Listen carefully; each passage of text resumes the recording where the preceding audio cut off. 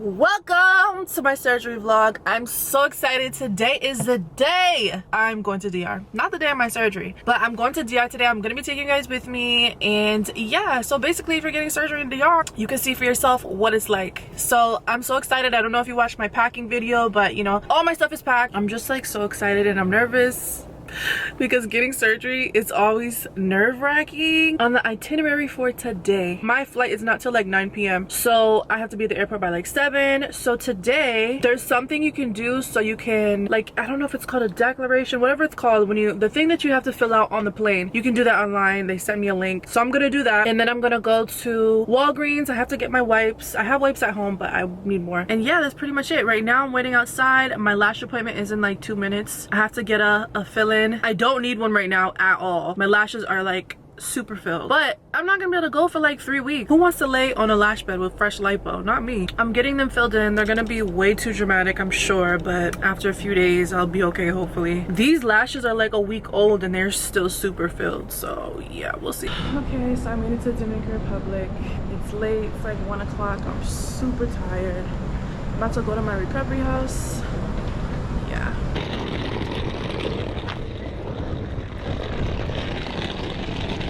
I'm gonna give you guys a little room tour. I am staying at this place, okay?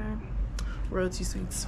I heard really good things about this place, so I'm excited. I had to flip my talking wig on. I have braids underneath this. I would never recommend going to DR with your natural hair if you're getting surgery.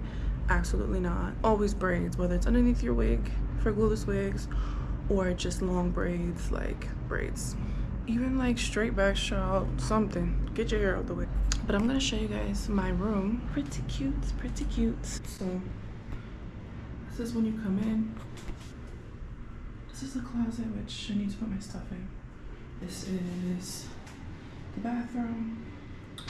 So this shower, I'm used to a bathtub. I hate stand-up showers. When you get surgery, you're not supposed to use the water in DR on your incisions, so you actually have to use water bottles. So I'm gonna make it work in this shower. I don't care if it hurts to stand up, like, I'm gonna make it work. I'm getting clean. I will figure it out. Here's my room. It's a little messy because I just woke up. But yeah, it's a little desk, a little fridge, a chair. I love this mirror. I'm definitely gonna get a picture in this. And here's something I didn't expect. I didn't even know. A balcony. Let me take you guys outside because this is really cute. I have a lovely chair. This is Santo Domingo, period. Yes. Alright, y'all, I gotta stop playing around and get ready because I don't have much time and I have to do my makeup, so. Let me tell y'all the fucking day I just had. This was probably one of the worst days of my life, okay? And that is no exaggeration. I can't make this up. So we start off, I forgot my money. I forgot my money because I was told, so when I first came, I came at 2 a.m. is when I got to my recovery house from my flight. And my driver was like, I'm picking you up at 7. And I'm like, hey, I can't function with no sleep. So I'm like, he's like, I'm picking you up at 7. So I'm like, you know, let me talk to recovery house and try to finesse my way because I cannot. Plus, I had to get ready. Like, I have to get ready. I have to shower and everything in the morning. So it's not even just about, it wasn't gonna work. It wasn't gonna work. So I finessed my way and I was able to finesse my way till 10 a.m. Okay? Fast forward, I'm doing my makeup. Probably the fastest I've ever done my makeup with my new routine because my new routine is bomb, but it takes a little bit longer. I did it probably the fastest I've ever done it and it looked amazing. And I was like, hell yeah. And I'm just thinking in my head like, hell yeah, I'm really doing good with timing. Hell yeah, I might be done early. Ciao. Can you believe at 9:20? She came in, she said, the assistant said you have to come in now. I was like, bro, I thought I was gonna be early, but like, no, I'm late. So I'm like, damn. So I'm like rushing to get my stuff and I forgot my money. So I get there and I realize I forgot my money. When you go to the clinic before you get your surgery, the day before, you have to get your labs. So you have to get your blood work, you have to get your x-ray, and you have to see the cardiologist, right? Blood work was like 2 seconds. X-ray was like 2 seconds. Cardiologist was not 2 seconds, okay? Same cardiologist I see every time I come.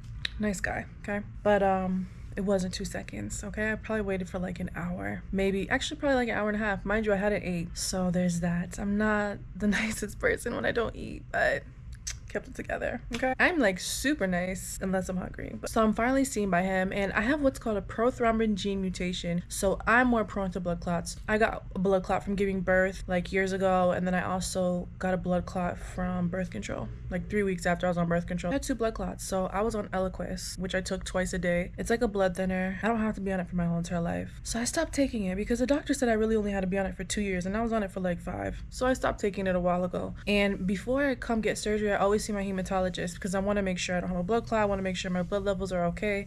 I want to make sure my hemoglobin's up to par before I come out here and waste my time. Everything was great. Everything checked out. My doctor told me, hey, you know, take your Eliquis the night before your flight and the morning of your flight. And then don't take it again until after you're done with your surgery. And you can do it for 6 weeks after your surgery. And that's like a foolproof way not to clot, just in case. I don't just randomly clot, but just in case, because I do have a prothrombin gene mutation. It's like a 0.5% chance that the general public could get an unprovoked blood clot.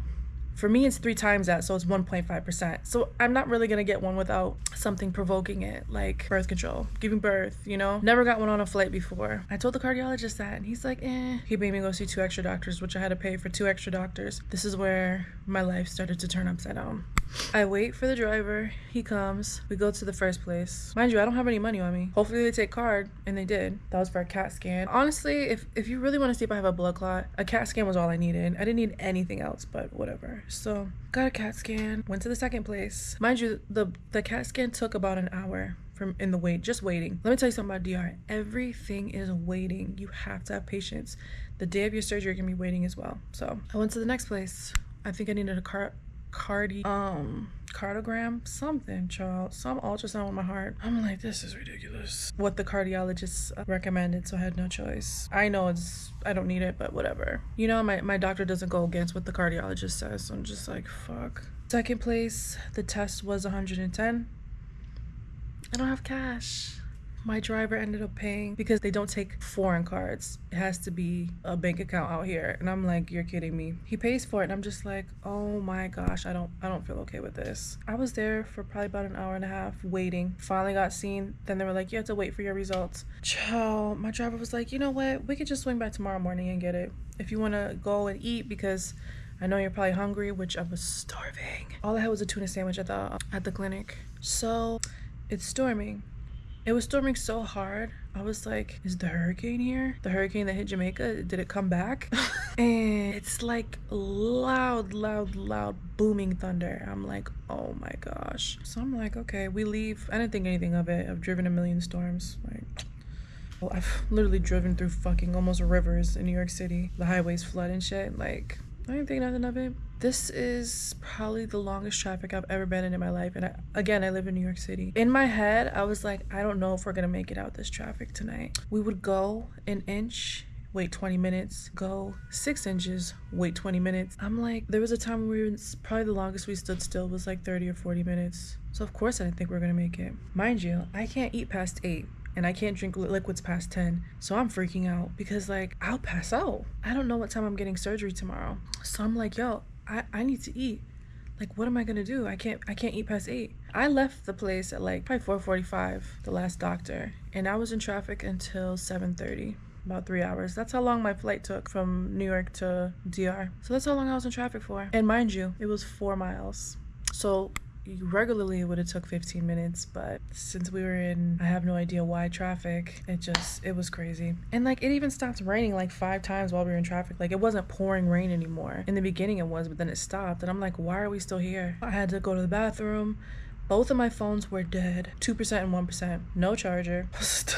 Starving. I'm just like, yo, I am really going through it out here. Like, finally get to the recovery house. I eat. Had to give the guy the money. I didn't have change, so I'm gonna have to give him the rest of the money tomorrow. But man, today was a hard day. I went through hell. I literally left at like 9:30 and came back at 7:30. Shouldn't have took that long, but these extra tests really ruined my life. I talked to my doctor, and I'm really excited about the areas he's gonna lipo. Like, really excited about tomorrow. Not really worried. My doctor's the GOAT, and he's extremely safe.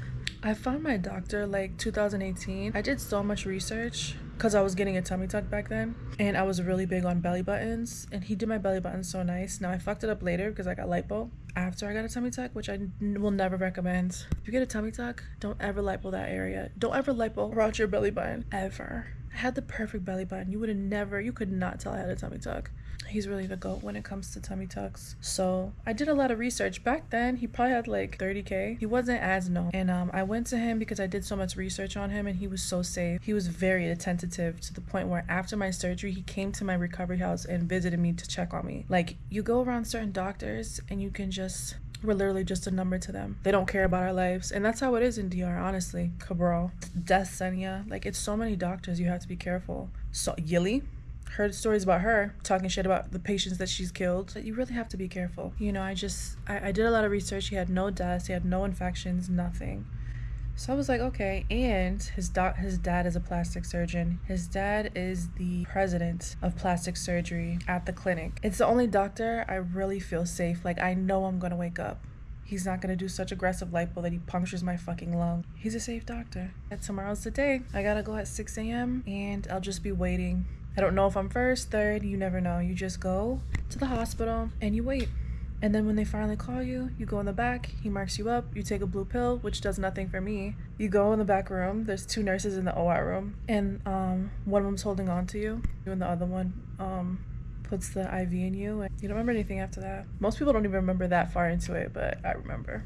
Wish me luck. So, I forgot, guys. She said I have to take a shot of this Mexaprin. It's like heparin. I took this when I first got my blood clot, like years ago, the first one I ever had. She told me I actually had to take this tonight, which I don't know. So looks like this. I'm gonna show you guys how I give it to myself. Also, I have to take these after my surgery for a few days to prevent blood clots. So it's been a while since I did this. I actually don't like it, but just grab a fat, put it in. Ah, birds. Ow, ow, ow, ow. That's it. Usually, if you're staying in a recovery house, they'll do it for you. If not, you have to do it yourself, but it's really not that hard. I'm about to watch Love Island and then go to bed. So I'm literally probably like 6 hours out of surgery. I'm at the hospital. I have a drip. This is my room. I have a little couch if I had anybody with me, which I don't. That's the bathroom. I was supposed to have an overnight nurse and I got away with it because, for what? I don't need an overnight nurse. Like, I understand if I had like a tummy tuck or something where you can't use your muscles, but I had a little lipo, like, I'm good. And I'm the type of person, I'm gonna push through the pain. Like, if it hurts to sit up, I'm gonna make it hurt until I sit up, because once you push through the pain and start moving around, you're like, this is easy. And then you can do anything. I don't like relying on people. I took out my own catheter. I hate catheters. They feel like a UTI, they hurt so bad. I can go to the bathroom on my own. I don't need a catheter. So I looked up on YouTube. I looked up on YouTube how to take out a catheter, and I took it out. It said to use a syringe, drain the red part. I don't even know what it's called, drain it, and then just pull it out. And that's what I did. It's on the floor. You see, they left this box. They left this box and it has syringes. I said absolutely yes, because I know they won't take it out. Last time I got surgery, I asked him not to give me one, and I don't think he did. But the time before that, they did, and they will not take it out until you leave. Absolutely the fuck not. Also, something was in my hair on this side, like to the point where I couldn't even brush it. So I had to go wash my wig a little bit in the sink. Yeah, and I got ready. I got my phone, got my charger out, like, I'm lit. But yeah, push through the pain. It's not that I'm not in pain, but I'm gonna push through it. I'm gonna be leaving tomorrow, and I'll be going back to the recovery house, which I can't wait, because they have really good food, and I am hungry. When I woke up, it's like around 6. They brought in dinner, and it was mashed potatoes with cheese on top, which was weird, but it was actually really good. They eat a lot of fried cheese in Dominican Republic, which I love. A bowl of soup, which I could eat, because at that time I couldn't get up. I didn't know that your legs would be numb. I don't remember that. I don't remember my legs ever being numb. Like, I felt like I was paralyzed when I woke up. I was like, oh my gosh. And like 2 nurses who came in like separately, I was like, I can't feel my legs. She's like, that's normal, from the anesthesia. Like, I don't remember that. The next one, I was like, said the same thing. She's like, it's from the anesthesia, like, it's normal. I'm like, oh shit, I wasn't even under that long. Like, okay. I don't remember ever feeling that, but I guess it's from the anesthesia. I was very happy to feel my legs. So I couldn't really eat very well because I couldn't move my legs. It was really hard for me to eat that soup, but I finessed it, and they gave me some Jello. So yeah, it was good though. They have good food at the hospital here. It's not like America where there's unseasoned food. It's actually good, so I was happy about that. But I'm about to watch Love Island on my phone since my charger is plugged up. Can't wait to go back to the recovery house tomorrow. I wish I could go tonight. Like, I don't need to be here, but... So I just got in trouble for taking out my catheter. She came in and she was like, "Are you a nurse?" I'm like, "No." It's probably because I took this. I just Googled it, but I didn't tell her that. I was like, "No." So she brought the head nurse in and she's like, "Oh, you're not supposed to do that. Like, that's not how you're supposed to do it." And I did do it right. I did it right. She said I wasn't supposed to take it out, but it's like, babe, it's out. It's gone. So yeah, I'm about to order some Uber Eats. I'm so hungry, like, so hungry. And you know, I'm a pescatarian now, so I don't eat meat. I think when I'm out here, I might eat some chicken because it's really hard to get fish. Like, most of these restaurants don't have fish. The recovery house I'm staying at, they do make fish, but just because you need a lot of nutrients and you need a lot of protein after you get surgery, I might add some chicken just while I'm out here, which I'm not really happy about at all. But like, my options are so limited out here, which I'm surprised because I know Dominicans, they do cook fish, but it's just not as common. When I was looking on Uber Eats, there was none. I know they have a sushi place I ate at last time, but that's not open till during the day. Everything was meat, tons of burgers, fast food, like, oh my gosh. So I had to order from Fridays. It was like $16. Well, it was, so yeah, it's obviously a lot cheaper out here. Inflation has definitely hit DR. It's not as cheap as it used to be. Before, that probably would have been about $10. But inflation, their gas prices are way high. I don't know how they're surviving through inflation because I know America's having a huge problem. See it every day in the news. Like, yeah, I don't know how other countries are faring with the inflation crisis. I know my aunt is in Ghana and she's always complaining and saying it's just too much. She takes care of my cousins because their moms died. Well, two of my cousins' mom died, and then my other cousin, his dad died. So she takes care of them, and like, you know, I send her money, but it's a problem in Ghana. It's a problem everywhere. Like, this inflation shit is insane. I just didn't expect to come to DR and it was this bad. Like, the food, everything. I just didn't expect it to be like American prices because before, DR was not like this. So it is really interesting to see how are they faring. How are you guys surviving? Their minimum wage is not as much. Their prices now are like what ours was before inflation, but they make a lot less, so it's sad. I seen them gas prices, I was like, wow, like, how are they doing it? Anyway, they don't really have a lot of fish out here, so that sucks.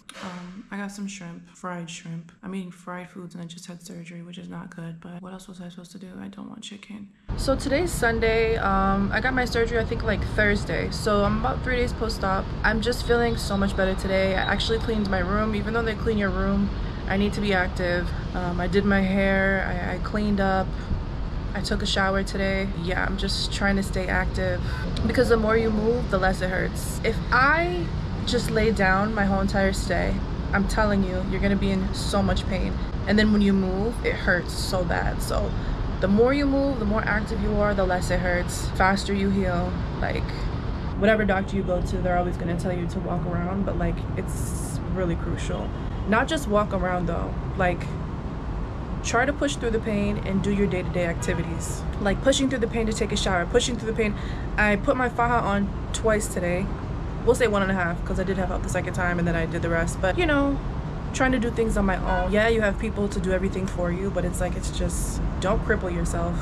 Even when I had my tummy tuck my first round, I was literally not even 1 day post-op. I was in the hospital still, and I was forcing myself to sit up. I was by myself, nobody was in my room, and I forced myself to sit up. Do you know how hard that is when you had muscle repair and a tummy tuck? It's not easy. The recovery house I'm staying at, I really, really like it. I just feel like it doesn't feel like a recovery house. It's like more private. It's like, so they have the Royalty Suites Chateau, then they have the Royalty Suites apartments. I'm in the apartments and I recommend the apartments because they are definitely giving peace of mind. The feeling I have at this recovery house is so much different. It's not a whole bunch of girls. It kind of feels like I'm in like a luxury hotel where somebody's taking care of me and helping me anytime I need it. You know, the last recovery house I stayed at, they were good. That's the one I used to stay at every single time. As time went on, they started like changing. Like, even when it came to laundry, they tried to charge me $10 to wash my faja, and I was like, that's crazy. they were just like getting greedy with everybody, and I was like, yeah, I don't like this place anymore. So you know, they asked me like 20 times a day if I need my laundry done. You know what I'm saying? Like, they're very attentive anytime you need help. The food is chef's kiss.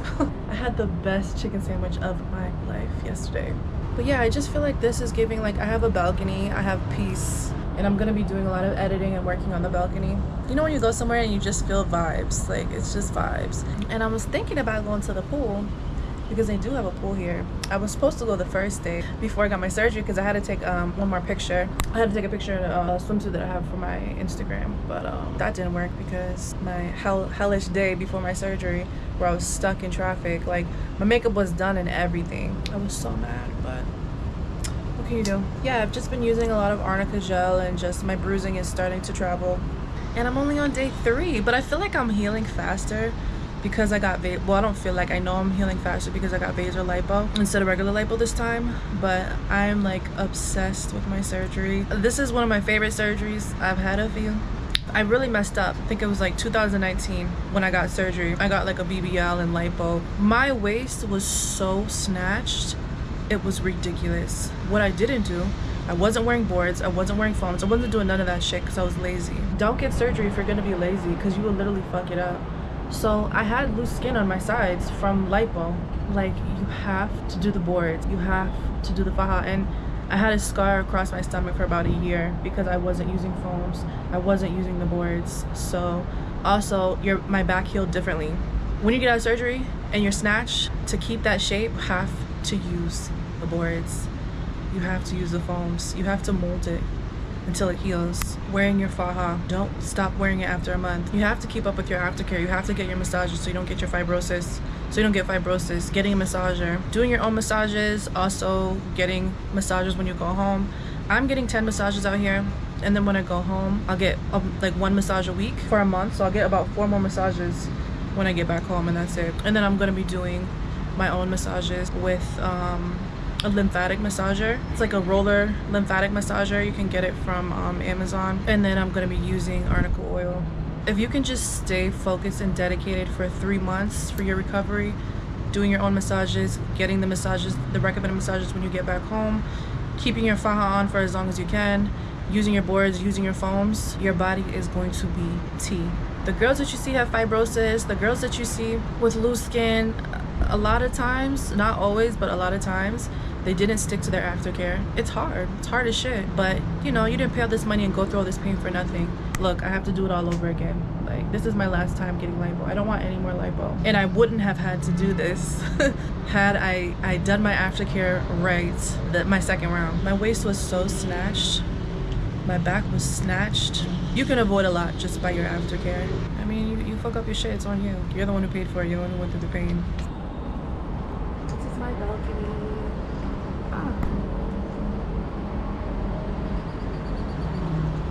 Okay, so I got my foams today, and I'm going to show you guys how I put my faja on.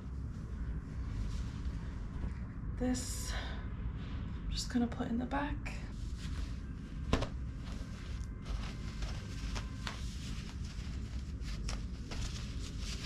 And then I'm gonna adjust this and pull it down.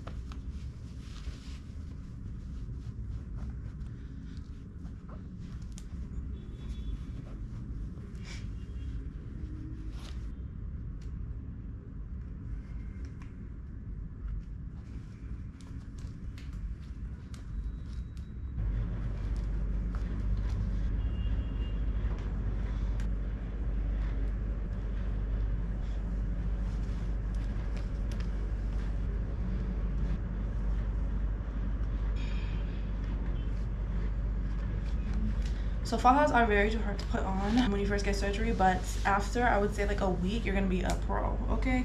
I would not let the recovery nurses do it every single time. Try to do it sometimes on your own, because when you do it every single time, when you get on that plane and when you get home, you're gonna have to do it yourself.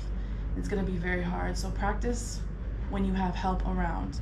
Don't start putting your faja on when you get home. You really need to practice. I'm on my period, which sucks. This is like the worst time to ever get surgery. If you can get surgery on your period, do it. I don't track my periods because I really don't have a reason right now. But so every time I go to the bathroom, I have to take this whole thing off. So I was like, let me do a little quick tutorial and show you guys. Really need my boards for this area right here, because the boards go right there, and then your skin and everything, all the swelling sticks. So foams and boards really just like mold your body while you're healing, and then they heal in that form. So it's really important. I'm gonna get a board when I go home. Something I forgot that's very important. These are pads, maternity pads. If you get lipo in like your armpit area, these are gonna be your best friends, okay? It is very painful. Areas where there is like soft tissue are very painful.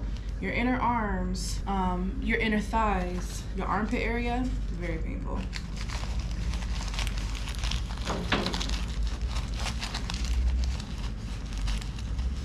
And it doesn't hurt anymore. So usually if you get your arms lipoed, you get your armpits lipoed as well, like that area. So please get some maternity pads, very important. Okay, so I'm about to leave in like literally like 40 minutes, but I just wanted to wrap everything up. My next vlog is going to be the Q&A, and that's gonna have anything you would ever need to know about surgery in DR.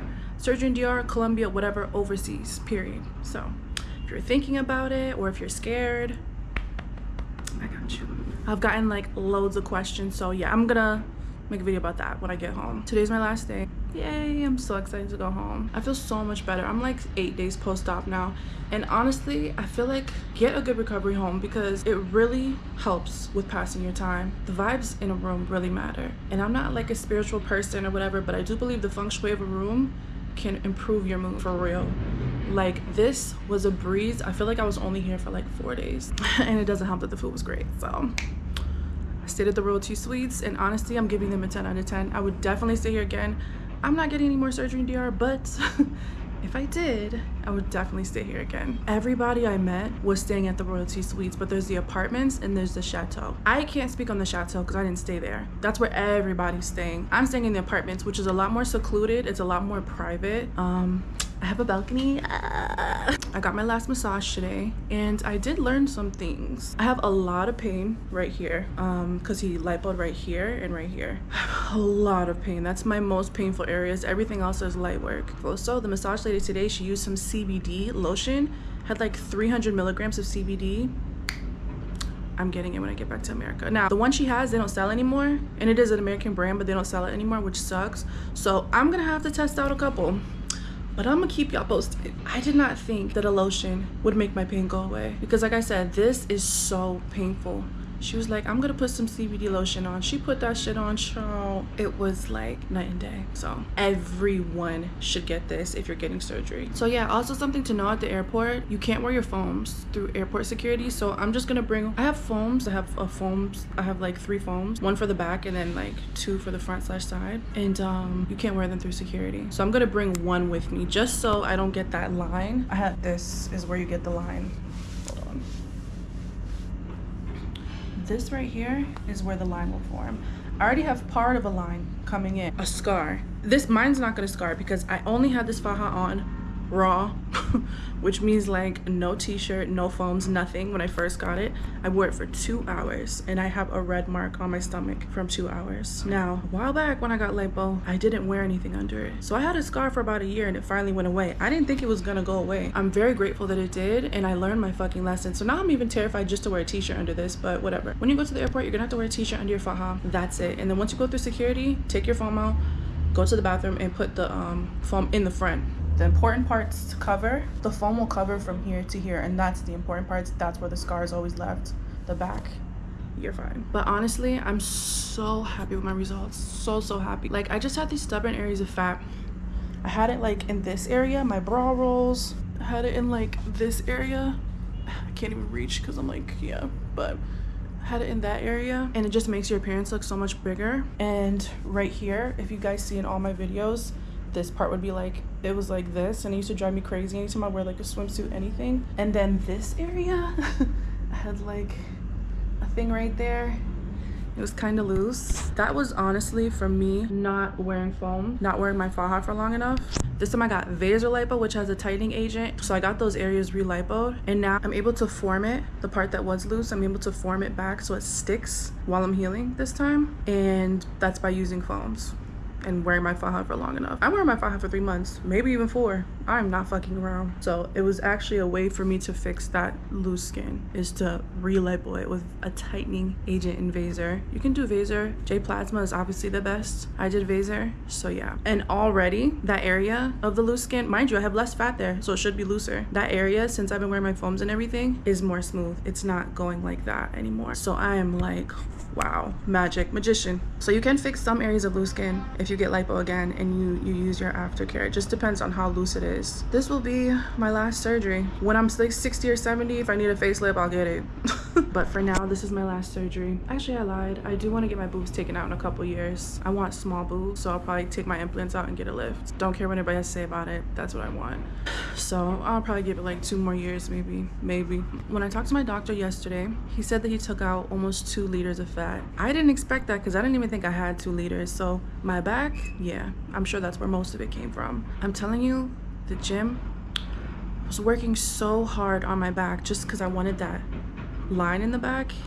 And my trainer was like, listen, there's some areas of fat, it's just stubborn, and you honestly might have to get lipo. Unless I wanted to lose a substantial amount of weight, which honestly I probably would have had to lose like 40 pounds, and I'm just not doing that. Or you can be a fucking bodybuilder and turn into muscle, which I also didn't want to do. So but that's it, guys. So I'm going to, like I said, my next video will be the Q&A, and that's gonna be everything you could ever think of, and even the little things that you wouldn't think of that you need to know when you come to DR. So yeah, stay tuned for my part 3 Q&A. I feel like that's gonna be like the most important video you need to watch out of this series. So